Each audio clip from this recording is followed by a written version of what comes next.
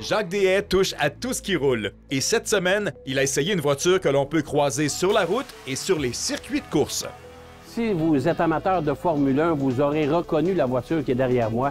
C'est la voiture de tête dans la plupart des Grands Prix, même si on alterne avec une Aston Martin. On faut bien vous gâter de temps à autre. Alors cette semaine, on vous présente l'essai complet de la Mercedes AMG GT de nouvelle génération.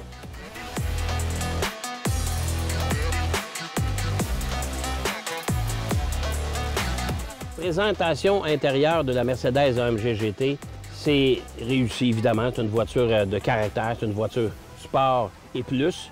Je l'appellerais voiture exotique. Alors, on a l'habitude chez Mercedes de retrouver des matériaux de qualité, une qualité d'assemblage aussi. Il y a peut-être le gros écran ici multimédia dans le centre que je trouve un petit peu envahissante.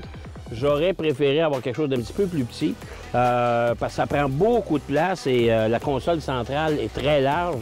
Alors, ça, j'aime moins ça. Pour ce qui est de la nacelle derrière le volant, c'est évidemment très bien présenté. J'aime beaucoup le dessin aussi du tableau de bord. Ça, c'est vraiment bien. On parle de fibre de carbone un peu partout, des appliqués ou du vrai fibre de carbone, j'espère, au prix de la voiture. Maintenant, au chapitre de la mécanique, qu'est-ce qu'il y a sous le long nez de cette voiture-là? Bien, il y a un V8 biturbo de 4 litres pour 577 chevaux, 590 livres-pieds de couple. C'est pas peu dire. Je ne vous parlerai pas de la consommation d'essence parce que ça ne vous intéresse pas. Si vous avez les moyens de payer une voiture comme ça, la consommation d'essence, c'est sans objet.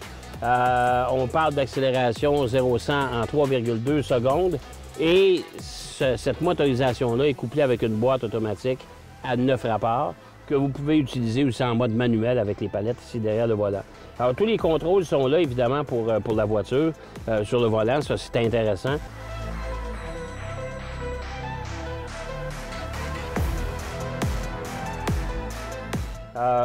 Aussi, vous pouvez varier la sonorité de votre système d'échappement, lui donner un petit peu plus de vroom-vroom, un petit peu plus de son, puis ça, c'est toujours bien intéressant parce que, vous savez, les moteurs V8, ça achève, ça aussi. On s'en va vers une autre période où on aura des voitures électriques. D'ailleurs, la prochaine génération de cette voiture-là pourrait être entièrement électrique.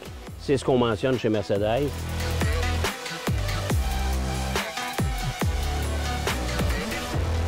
Cette Mercedes AMG GT de nouvelle génération, c'est vraiment une voiture qui est plus équilibrée, qui est moins violente, malgré le fait qu'elle est ultra puissante. 577 chevaux, c'est pas à dédaigner. Mais là où ça refroidit les ardeurs de beaucoup de monde, et probablement vous, à la maison, c'est le prix demandé pour cette voiture-là. 256 000 beaux dollars, à part les taxes. Ça vous donne une petite idée. Mais c'est une voiture qui devrait quand même percer sur le marché. Je vais appeler ça le marché des voitures exotiques. Et la concurrente directe, c'est évidemment la Porsche 911 dans les versions relevées.